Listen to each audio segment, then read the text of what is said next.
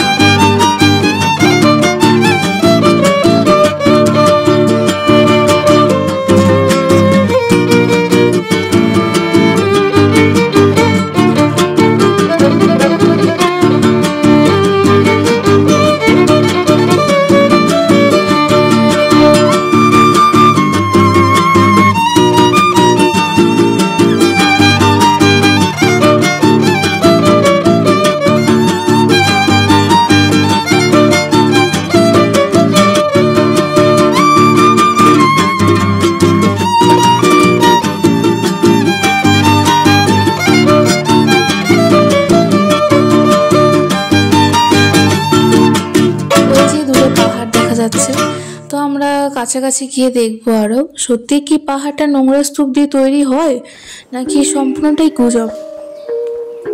এদিকের পরিবেশটা কিন্তু বেশ সুন্দরই বলা চলে, কারণ চারিদিকে দেখুন কি সুন্দর সবুজ এবং দুদিকে বিস্তৃত মাঠ প্রাঙ্গণ, এবং সেখানে দেখুন কত রকম শাকসবজি সব চাষ করেছে। এই চাষের 50%ই আমাদের বাজারে কিন্তু কলকাতার দিকে বেশিরভাগ সব যায়। আমরা পাহাড়ের কিন্তু একদম সামনাসামনি জায়গায় চলে এসেছি। এই রাস্তাতে কিন্তু পাহাড়ে ওঠা যায়, কিন্তু আমরা তাও রিস্ক নিলাম না, কারণ সামনেটা খুবই নোংরা অবস্থায় রয়েছে। তো ওখানে একটা দুটো লোক আমরা তাও দেখতে পাচ্ছি। 2015 সাল নাগাদ প্রথম নির্ধারিত হয় যে এই পাহাড়টির উচ্চতা নাকি 50 ফিট। তারপরেও এখনো কি আপনারা ভেবে দেখেছেন, এতগুলো বছর তো পেরিয়ে গেছে, এখন এর উচ্চতা কতটা হতে পারে? এখানে প্রতিনিয়ত আগুন জ্বলছে। গোটা শহরের যে নোংরা স্তূপগুলো এখানে এসে জমা হচ্ছে, এর ফলে যে কতটা ক্ষতিকারক প্রাণঘাতিক মিথস্ক্রিয়ার সৃষ্টি হচ্ছে তা আমাদের কল্পনার বাইরে। এখানে প্রতিনিয়ত মিথেন গ্যাসের সঙ্গে বায়ু দূষিত হচ্ছে, যার ফলাফল হলো বিষ। এখানে বসবাসকারী বস্তিতে প্রায় 30,000-এর বেশি মানুষ, যাদের গড় আয়ু হলো 50 বছরেরও কম। এখানকার মানুষের মূলত জীবিকা হলো নোংরা আবর্জনাকে রিসাইকেল করা। ধাবার এই পাহাড়ের ওপরের দিকে আসার রাস্তাটা আমাকে একজন দেখালো। তো এখানে আমাকে সে প্রথমেই বলে দিয়েছে কোনো রকম ভিডিও বানাতে না, যদি দেখতে পাই তাহলে হয়তো আমার ফোনটাও কেড়ে নিতে পারে ওরা। তো আমি ফোনটাকে যথেষ্ট লুকিয়ে রেখেছি, তাও চেষ্টা করছি আপনাদেরকে কিছুটা দেখানো।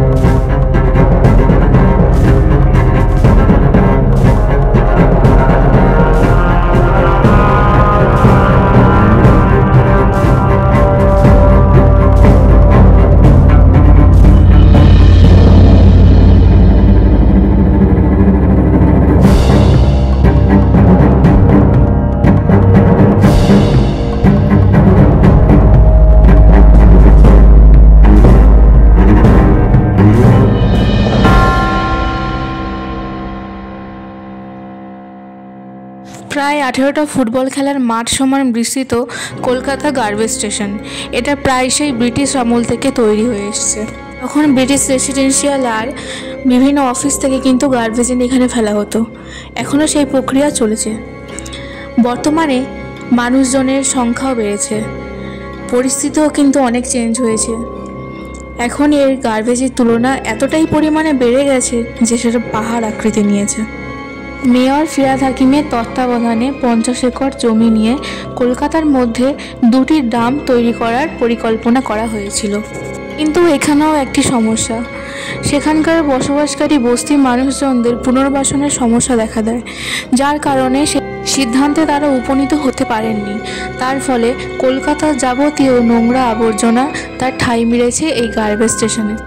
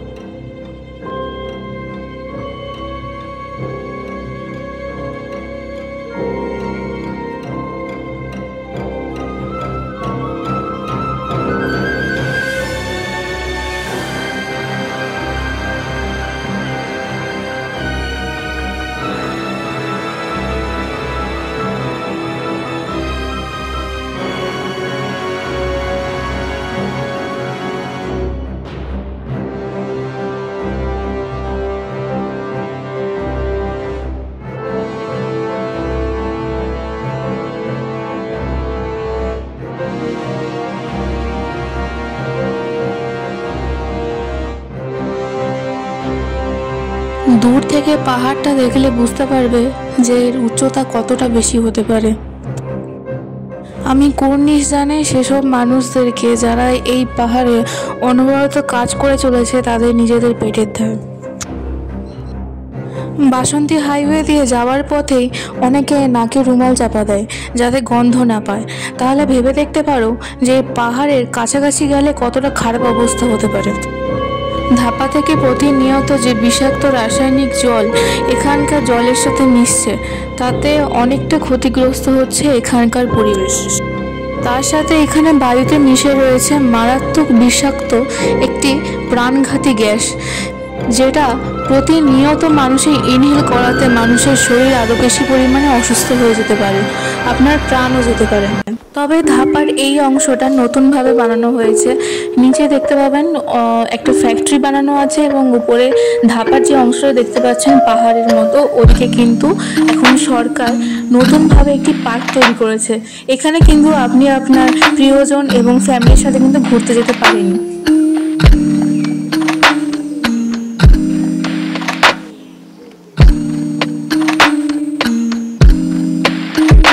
কারণবশত আজকে হয়তো পার্কটা বন্ধ আছে, সেই জন্য আপনাদেরকে পার্কটা ঘুরে দেখাতে পারলাম না। আপনারা যদি চান তাহলে আমাকে কমেন্ট সেকশনে এসে জানাতে পারেন যে এই পার্কটাও একটা ভিডিও বানান, তাহলে কিন্তু আমি এই পার্কেরও একটা ভিডিও তোমাদের সাথে শেয়ার করবো।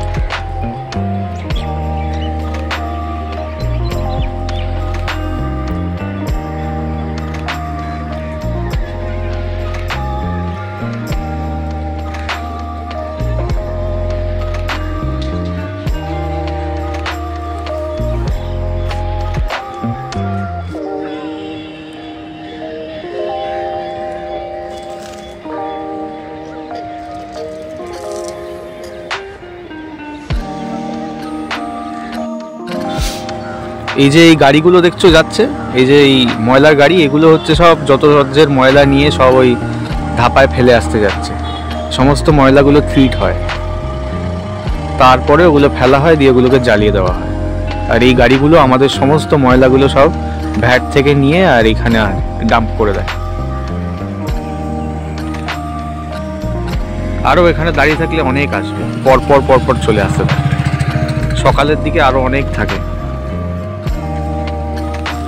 আর ওই যে দূরে বিল্ডিং গুলো দেখা যাচ্ছে, এই যে এই আঙুলের সোজাসুজি ওই যে বিল্ডিংটা উপরে এরকম এই টাইপের ট্রায়াঙ্গেল টাইপের করা, ওটা হচ্ছে আইটিসি সোনার বাংলা। আর এই দিকে এই যে পাহাড়টা, এটা হচ্ছে ধাপা মাউন্টেন রেঞ্জেসের একটি রেঞ্জ। আর সামনে গিয়ে একটা ফ্যাক্টরি আছে, ওটা গোডাউন টাইপের, ঠিক ওটা বোঝা যাচ্ছে না। জায়গাটার এমনি সিনিক বিউটি খুবই সুন্দর, এখানে চাষবাস হচ্ছে। হ্যাঁ, কিন্তু একটাই প্রবলেম যে প্রচুর গন্ধ।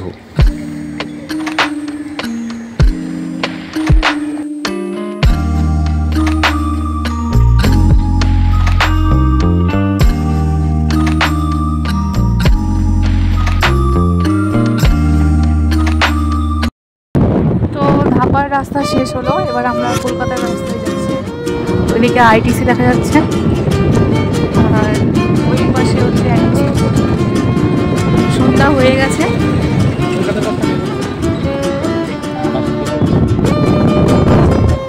ওইদিকে খুব সুন্দর জায়গাটা,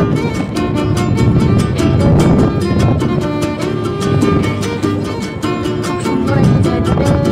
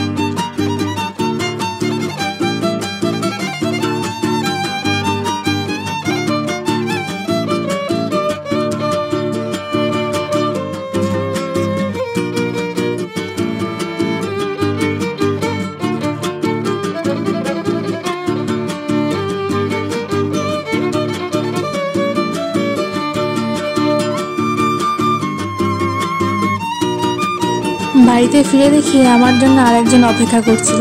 এ হচ্ছে জিমি। জিমি হলো আমার বাড়িরই এক সদস্য। তো আমি আসাতে সে খুব খুশি হয়েছে। যাই হোক, আজকের ব্লগ কিন্তু এই অবধি।